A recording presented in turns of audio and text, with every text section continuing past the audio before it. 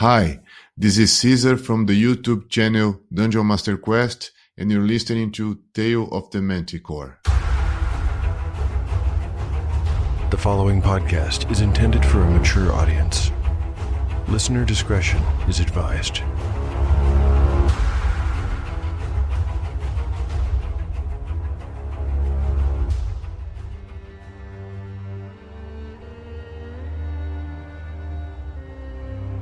Welcome back to Tale of the Manticore, Season 3. Like the creature from which it takes its name, Tale of the Manticore is a mashup, a crossbreeding between two different species of storytelling. Here you will find the unpredictability of old-school paper and dice games with the storycraft of a dark fantasy novel. No character is sacred, and none will be spared if the dice decide their fate is at hand. According to lore, the tail of a manticore is barbed with cruel iron spikes. There will be much pain in the days ahead.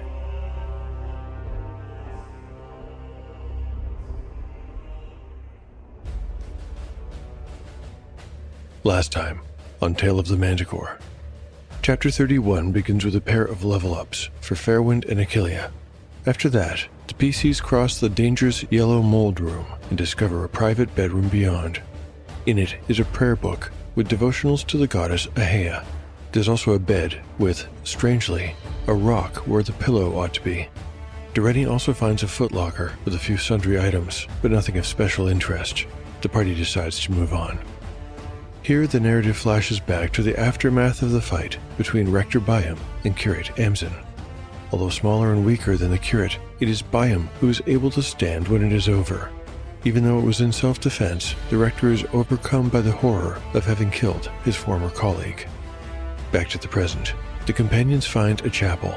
It's a beautiful cavern with one wall covered in sparkling quartz crystals. Fairwind's torch is beginning to burn low, so they must keep going, but they do so with a certain reluctance. The next cavern turns out to be another storage room. This one is larger than the first, and is used to hold more valuable items. Unfortunately, most of these, namely a mace and a pair of chainmail shirts, have rusted. There is, however, one item that has survived. It is a silver scroll case with a roll of parchment inside. Even at first glance, Achillea can tell it is very, very old.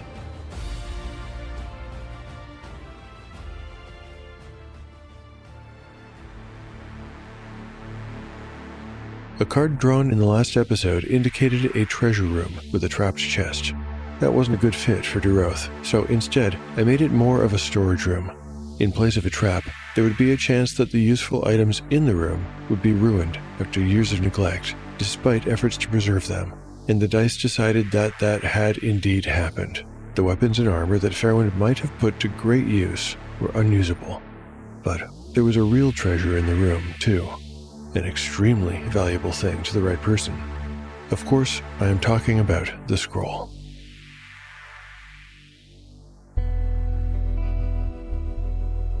Chapter 32, Part 1. Day 28. Afternoon. 20 minutes before the giant troll returns. Mythic event meaning: Dispute magic. Party status: Achillea, 13 of 13 hit points. Court, 18 of 18. Dureni, 12 of 12. Tentir, 15 of 15. Fairwind, 26 of 26. Supplies. The companions have 8 portions of food remaining. Spells available. Achillea can cast Shrink ×2 and Glitter Dust. Cord can cast Entangle and Slow Poison. Achillea gently coaxed the parchment from its case, and the thin chain attached to the stopper jingled as she slid it free. The half-elf then unfurled it carefully, afraid it might crumble, but nothing of the kind happened, and in fact, the scroll turned out to be in excellent condition, despite clearly being ancient. The half-elf frowned at the text. It was written in the common tongue of men, but all the same, it was difficult to comprehend. Fairwind, what do you make of this? She asked. The cleric cast a quick and worried glance at his waning torch before leaning over to help. This text is ancient Zacian, I believe, he said after a few seconds. Can you read it? She held it up for him to see better. Fairwind continued to scan it. Given time, yes, I think I could. But perhaps that's better left until later. Achillea was disappointed, but Fairwind was obviously right. Judging by the dwindling flame of his torch, they needed to hurry. All right, let's keep going. She rolled up the scroll and put it back in its case. And then the party resumed its marching order and left via the tunnel on the cave's far side. It looks like I'm going to need to draw a new card, so I know it'll be in the next room. I'm hoping for the ace. Let's see what I actually get. It's the 9 of hearts, sleeping quarters, 2 exits. You know, I don't think I'm going to describe this room in the narrative. Instead, I'll say the PCs discover a number of skeletons in here, both of adults and children, all thankfully free of the dangerous yellow mold. There's nothing else to find here, but searching the room will cost the usual 10 minutes, leaving the party with just 10 more before the giant troll returns. That does not bode well for the future, but other than Fairwind, the PCs don't feel any real pressure to hurry, so they'll continue to explore. Another card gives me? Finally, I have the ace. So the destination has been reached, but with only 10 minutes left, it hasn't been reached in time. It appears that history is about to repeat itself, and the companions will have to somehow deal with the same problems faced by the Dorothy.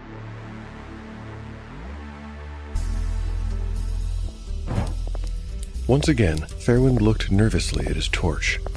Judging by the weak flame, he would be lucky if it continued to burn for another 10 minutes. Thus far, he had held his peace and not pressed the issue, but now he felt he had no choice. He was just about to insist that they turn back when Doreni, up ahead, suddenly called a halt and said something in Elvish. Tentir responded with a question, causing Fairwind to look to Achillea for a translation. He says there's a door up ahead, she explained, and so there was.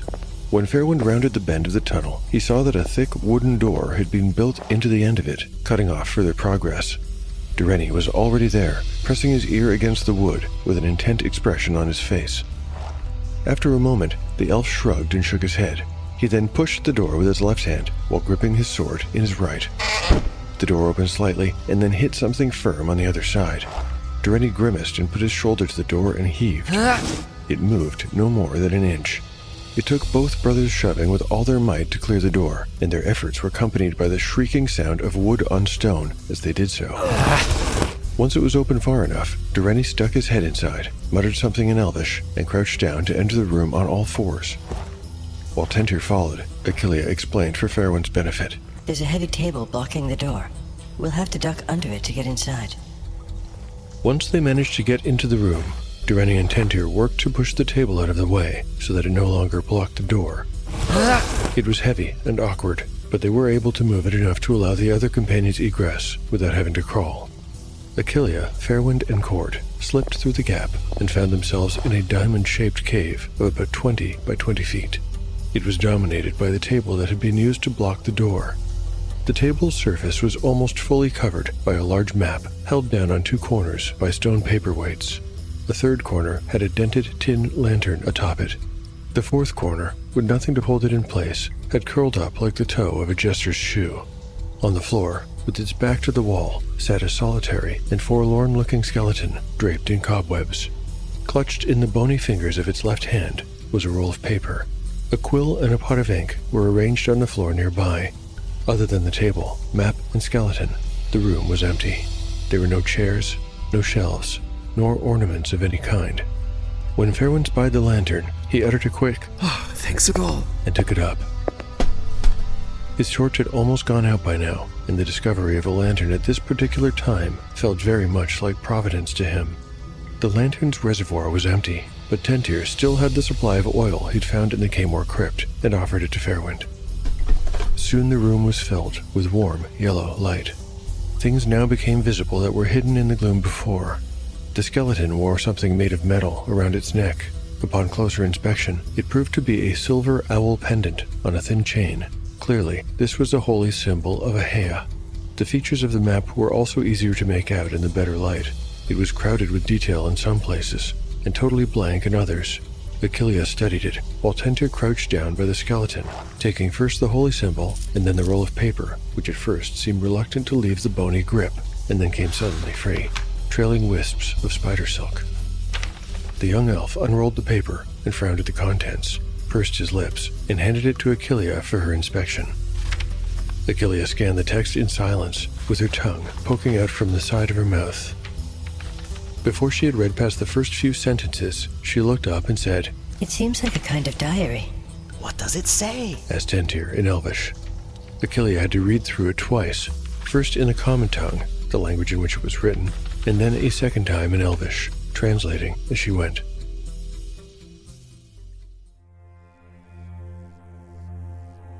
To whomsoever may find this record, it is the summer of the year 1092.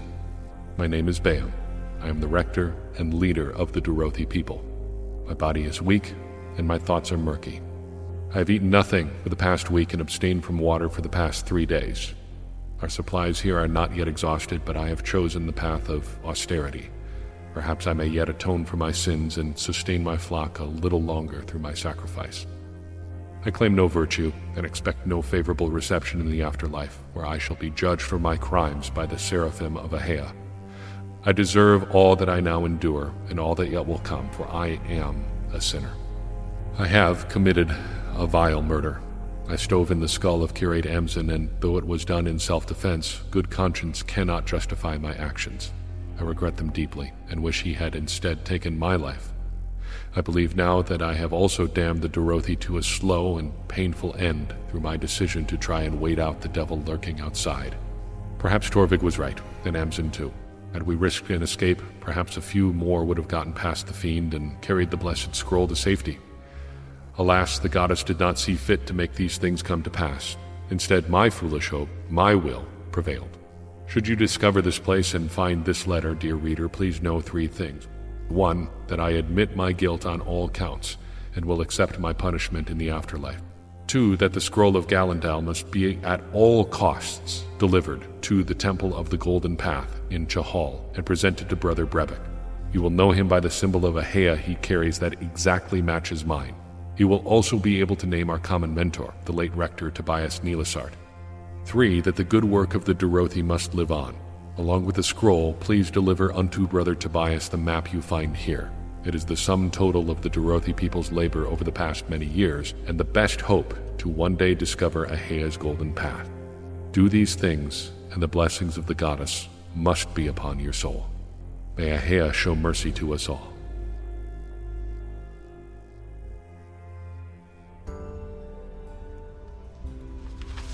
It's simply signed Bayum, said Achillea in a sad voice. Then, as she rolled the parchment back up, I think we need to take this map with us, and this poor soul's holy symbol, too. You wish to travel to Zaisha? asked Fairwind, his eyebrows raised. Not right away, but maybe someday.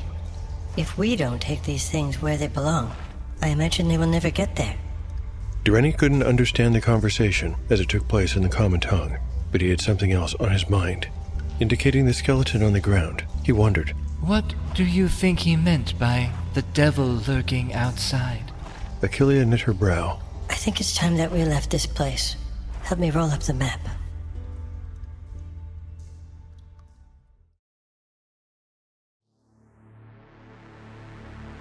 Even though it's easy to imagine that there are other, smaller caves and cave systems in the settlement of Duroth, since they aren't attached to this cave system, the one the PCs are currently in, the exploration of Duroth is essentially at an end.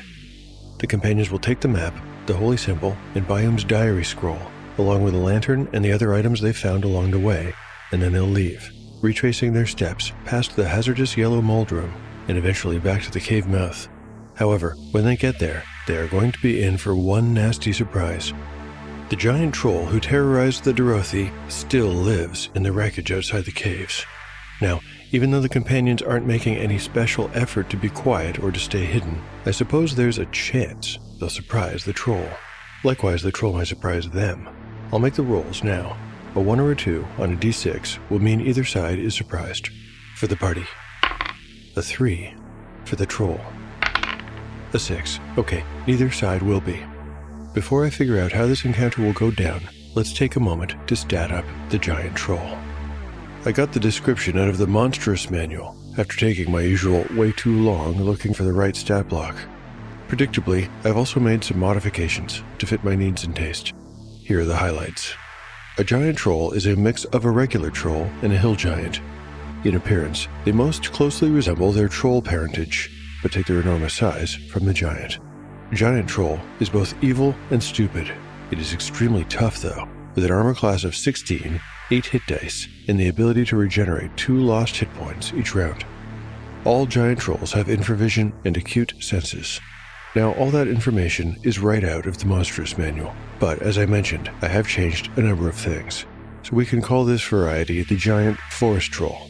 Here are my changes.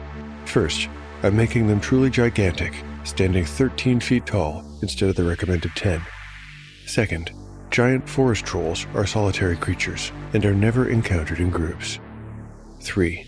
Unlike regular giant trolls, giant forest trolls can reattach severed limbs, even after falling below 0 hit points. 4. Fire or acid is needed to destroy them permanently. All those things are fairly minor alterations, but I'm making a big one too. I'm changing the way this monster attacks. A giant forest troll does not typically use a weapon. Instead, it has a variety of attacks that follow a particular order. The giant forest troll will always cycle through the following, making just one attack per round. 1. Stomp or grab and then smash an enemy on the ground or nearby tree. 2. Grab and bite the enemy. 3. Grab and throw enemies of human size or smaller a distance of 20 feet. The first type of attack is rolled at random, and from there on, the cycle simply loops. The stomp/smash attack does 2d6 plus 7 points of damage. The bite does 2d8 plus 4. The throw does a mere 1d6, but the enemy will miss their next turn due to being stunned and from having to run back into the melee. I'll put a write-up on the blog for those who wish to see the stats laid out in a way that's easier to digest.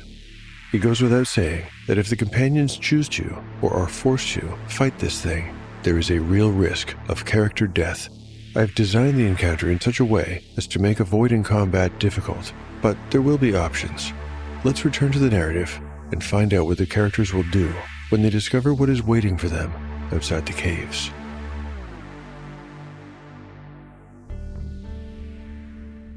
Chapter 32. Part 2. Day 28. Afternoon. Mythic event meaning: dispute magic. Party status: Achillea, 13 of 13 hit points. Cord, 18 of 18. Dureni, 12 of 12. Tentir, 15 of 15. Fairwind, 26 of 26. Supplies: the companions have 8 portions of food remaining. Spells available: Achillea can cast Shrink ×2 and Glitter Dust. Cord can cast Entangle and Slow Poison. The party members retraced their steps as they headed back through the caves toward the exit. Although Fairwind's torch had gone out, as expected, shortly after they'd entered the map room, there was now a steady light provided by the new lantern. For that reason, the companions took their time, especially when it came to recrossing the cave with the hazardous mold-covered corpses. Everyone was looking forward to leaving the tunnels, being under an open sky and breathing fresh air, and so they quickened their steps when the daylight-filled square of the cave mouth and damaged doorframe came into view. But when they were within 10 feet of the exit, Dureni, who was in the lead, called an abrupt halt. He turned to face the others with an ashen face and wide eyes, lifting his hand. The gesture was unnecessary. It was the look on Dureni's face that stopped Achillea in her tracks. She had never seen the elf show fear, not even when they had faced the supernatural beings in the Kaymor crypt. The other companions likewise stopped their approach and followed Dureni's gaze as he slowly pivoted and pointed at the cave mouth. From their vantage, they could see down and into the part of Duroth that had been built outside the cave system and now lay in ruins. At first they saw nothing, but then a creature as tall as a tree lumbered into view. It stood in the middle of the ruined village, sniffing the air and grunting. It must have caught a scent or heard their approach, for it turned and stared directly at them. Pinpricks of red glowed deep inside the black pits of its eyes as its lips spread wide, creasing its face with a wicked grin. Its spade-like chin dropped to reveal a double row of uneven yellow fangs protruding haphazardly from a thick ridge of purple-black gums. Then the look of amusement fell away, replaced by something more bestial and menacing. It roared up at them and advanced. The companions fell back as one, retreating into the cave beyond the pinched tunnel that they had earlier named a guard room. When they spoke, it was in a jumble of panic-tinged whispers, their words tumbling out all at once and in both languages. What in Thracendia's name is that thing? By Sadal, it's huge. It's the lurking devil. Where's Robin? After a moment of chaos, they caught their breath and managed to steady themselves enough for Tentir to ask, What are we going to do? I don't think we can fight it, replied Direni. Perhaps we can wait it out, Was Fairwind's initial impulse. Or we could make a run for it. Achilles suggested. I could try to blind it with magic, and we could get away before it knew what was happening. What if sight is not its primary sense? Countered Direni. Some creatures hunt by sound or smell. I still think using magic is our best chance. Returned Achilles lamely. Since her argument with Direni after the fight with the direwolves, she couldn't bring herself to contradict him with any more gusto. The dispute continued, with each member of the party contributing ideas and forcing Achilles to become the translator of others' arguments while she concurrently advanced her own. Outside, they could hear the troll pace and growl. I do enjoy a dash of irony in my TTRPGs. The companions are facing the exact same predicament that the Dorothi did 7 years ago, and it seems like they can't agree on what to do, either. Hopefully, history will not repeat, and it will not break their unity as well. But as I see it, the PCs have a few options that the Dorothi did not. In addition to waiting out the monster, fighting, or making a run for it, the companions also have 2 things the Dorothi lacked: missile weapons and magic. For example, having cord around means that a constant source of water is available. Also, the PCs have enough food to last them 2 days. That said, I can imagine what the general reaction to Fairwind's desire to wait it out would be. Absolutely not. If that is the same devil from the skeleton's note, and can there be any doubt about it, then we can't wait it out. Explained Achilles. How do you think that all the people in these caves died, Fairwind? They starved, that's how.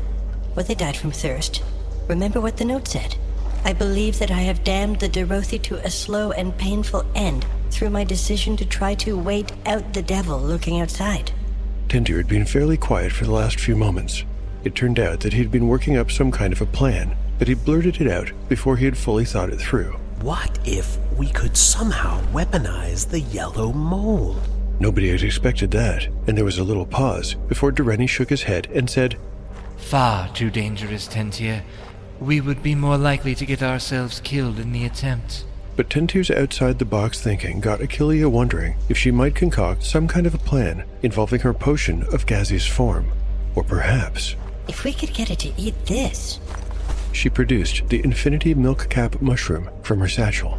And how exactly do you propose we do that? Asked Direni skeptically. I think it's a great idea, Said Tentir brightly. We could hide it in some other food and throw it outside. That thing would probably eat whatever we tossed at it. Direni was unconvinced. That might have worked if we still had any wolf meat, but all we have left is Masimbel. Now it was his turn to reach into his bag. He withdrew a wrapped bundle, rations that had been given him by Kalin and Zatopi a few days earlier. There is no way we could hide the mushroom in this. Masimbel, a kind of nutritional loaf made out of moss, lichen, algae, and seeds popular with the elves of this region, was dry and brittle. Even if we got it wet, I do not think it would work. We would only end up ruining the little food we have left. Fairwind was watching the exchange and could follow the general gist of their conversation. He too produced something from his own pack and showed the others. His palm held 4 smooth stones, each the size of a walnut. I have a sling, Direni and Tentir have arrows. If we injure it, perhaps we can drive it away long enough for us to escape. Nobody could find any major flaws with this plan, and so it was that Direni, Tentir, and Fairwind, armed with bows and a sling, crept back to the cave mouth, while Achillea and Cord hung back. Direni could see the hunched shape of the creature right where it had been before. It spotted them too, and looked up, smiling its dog-like smile again, before huffing out a little grunt of expectation. Direni saw that its chin was now slimed with drool. He looked doubtfully at the arrow in his hand, then at the cleric and his weapon. Finally, he turned to his brother and said, Aim for the head. Thanks for listening to Tale of the Manticore. If you'd like to support the show, there's a bunch of ways to help. You can recommend the show online or to friends. You can like and repost episode announcements on social media. You can pick up one of my offerings on DriveThruRPG or Tale of the Manticore t-shirt at beararts.store, or you can rate or review the show on your podcatcher of choice. These things go a long way to spread the word. To all the folks who continue to lift this show up, I'm very grateful. Thank you. At this point, I'd like to read a listener review. This one was left by Pops Culture on Audible. Pops Culture writes, I'm afraid words will fail to impart just how awesome this podcast is. It's engaging and entertaining. There is real character growth, with characters that feel more like flesh and blood people than mere stats on paper. This is the D&D game I want to play in. High praise Pops Culture. Thank you so much for that review. Something that's great about solo RPGs is you really can have the D&D game you always wanted to play in. I love a social table game, but the only way to dial in the perfect game, I think, is through solo play. Give it a go if you haven't tried it. Next, I'd like to thank my lovely cast of voice talent. There's the core cast of Kai Ellen, Kevin Berenger, and David Cooper, playing Direni, Tentir, and Fairwind, as usual. John Meerdink, who hosts the Blue 58 podcast about the Green Bay Packers, and who co-runs the Arcane Discoveries Instagram page, is back doing the voice of Rector Biome. And finally, this episode features the incredible sound design work of Robert Newman. Robert created the giant forest troll. You can check out his other work at robertnewmansound.com. For those curious to learn more about Tale of the Manticore, I keep a blog where I post all kinds of show and RPG related stuff. You can find it at taleofthemanticore.com. To get in touch with me, I'm at soloroleplayersnetwork.com, taleofthemanticore.bluesky.social, Tale of the Manticore podcast on Instagram, or taleofthemanticore@gmail.com. The adventure will continue on the next episode of Tale of the Manticore, the story where chaos